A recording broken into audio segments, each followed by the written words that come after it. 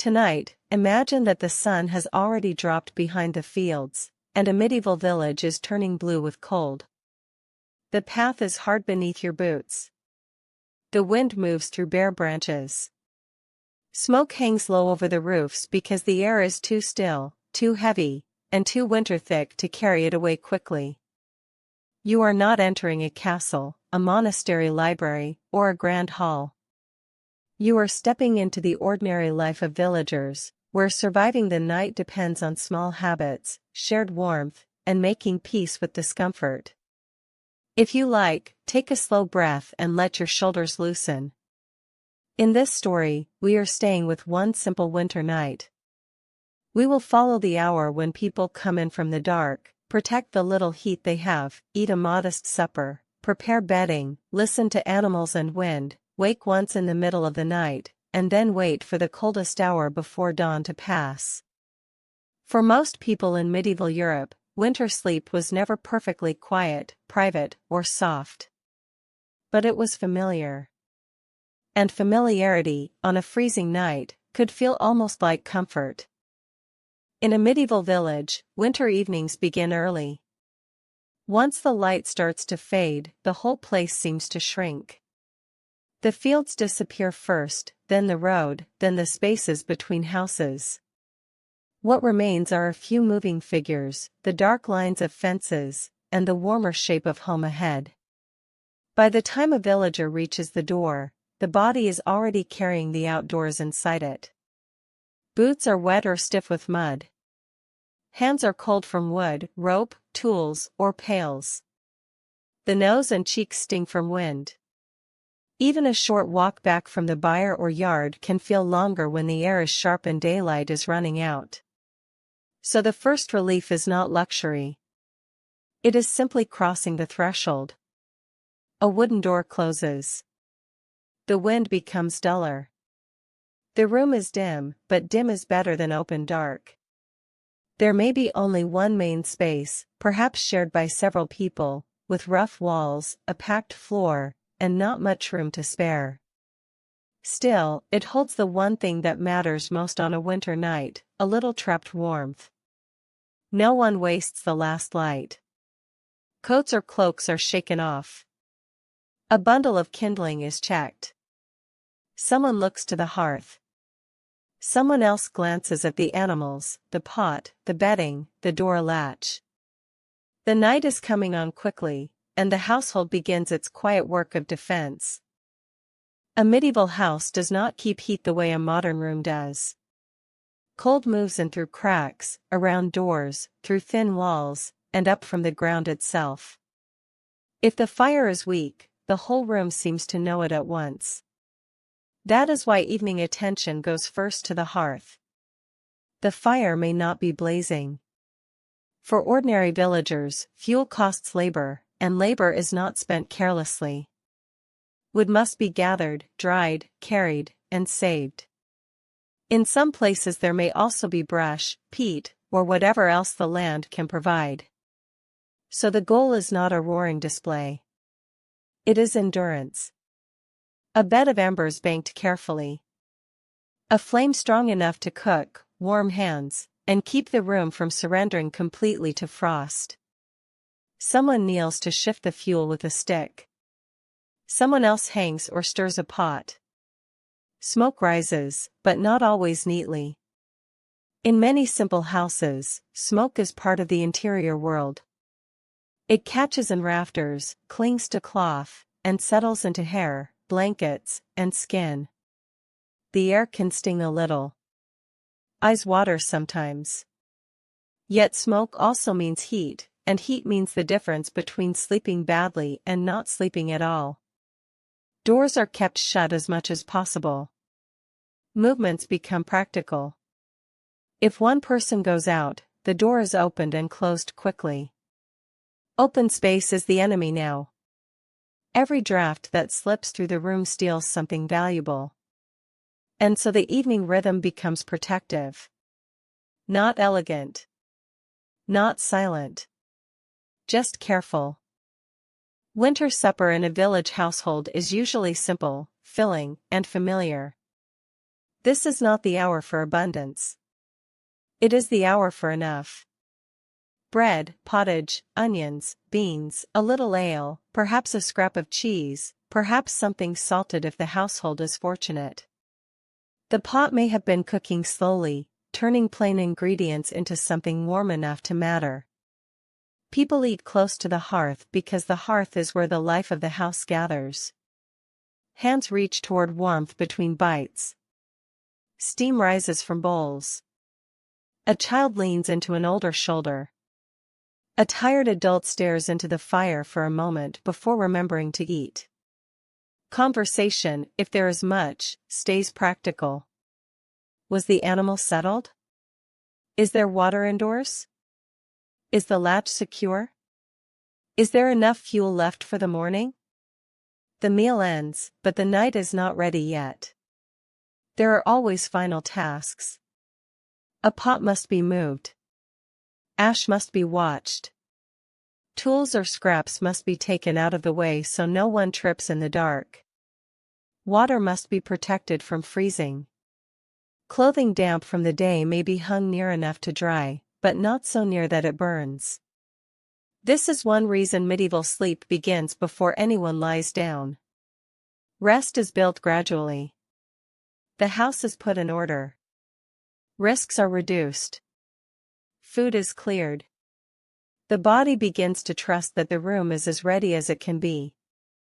Outside, the dark deepens. Inside, the household grows quieter, but not still. Winter nights are made of these small preparations. When it is finally time to prepare for sleep, comfort depends less on softness than on layers.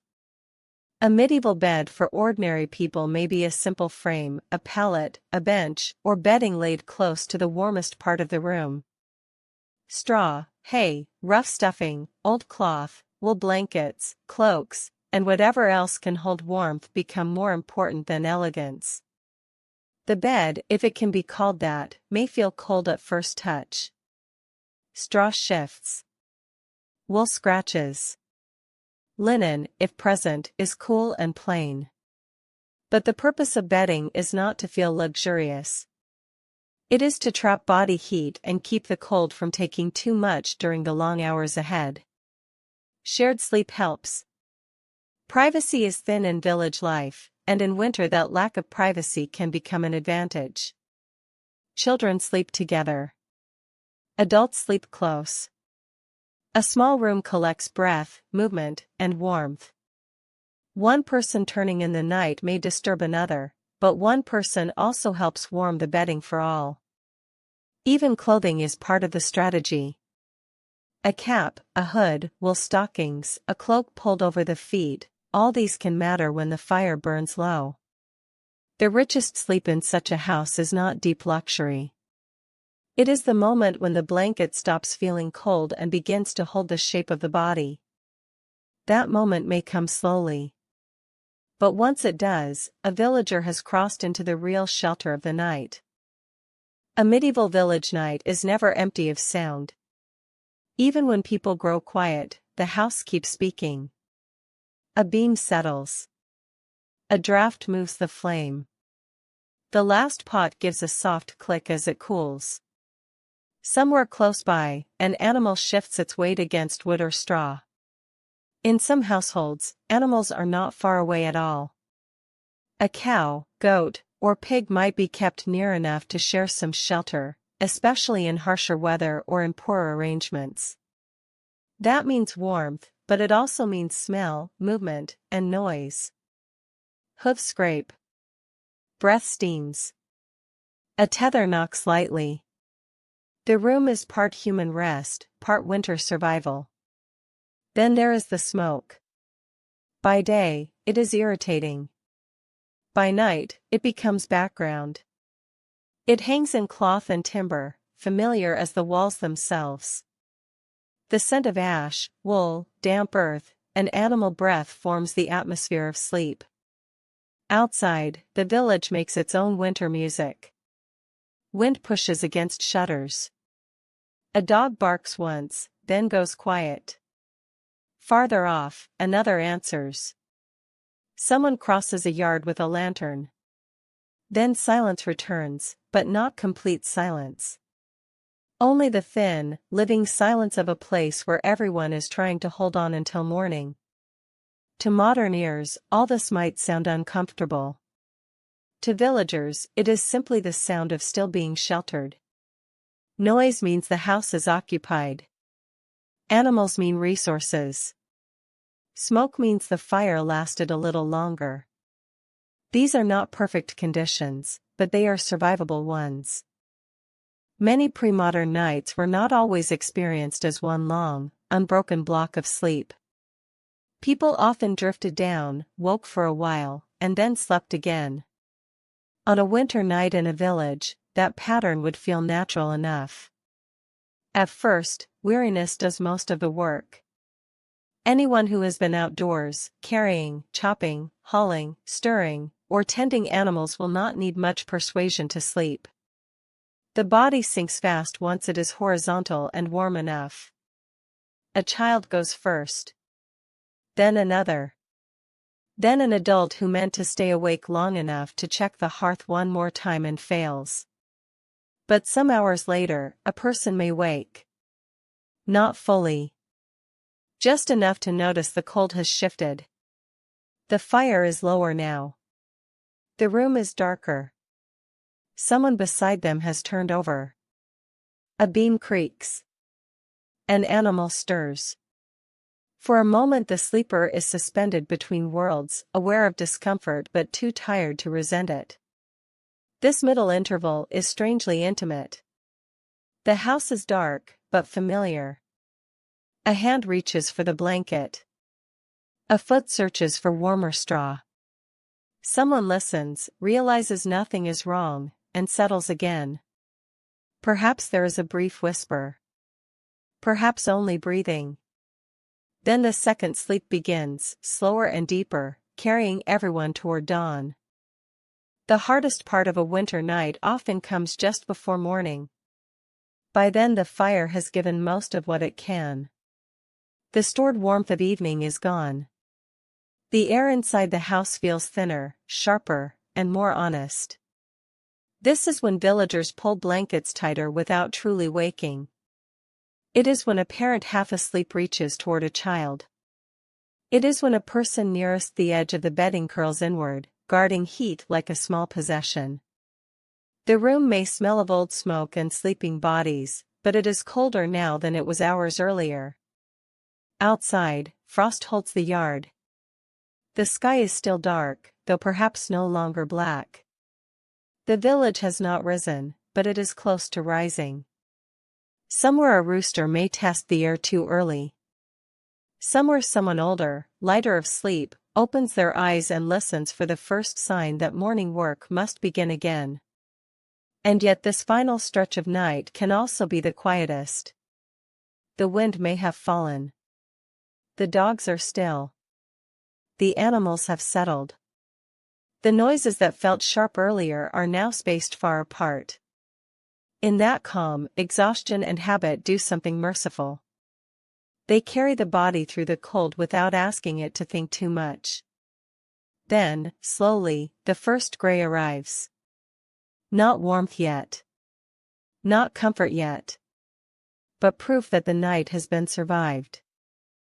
So tonight we have stayed with an ordinary winter evening in a medieval village, where survival depended on modest things done well, closing the door quickly, keeping the hearth alive, eating enough, sharing warmth, tolerating smoke, listening for trouble, and trusting that the dark would eventually loosen its grip. For most villagers, sleep was not private, silent, or especially soft. But it was held together by routine, by family, by habit, and by the stubborn human skill of resting even when conditions were rough. And perhaps that is why these old winter nights still feel understandable. The room is colder, darker, and harsher than ours, but the hope inside it is familiar. Hold the heat. Stay near the others. Get through the dark. Wait for morning.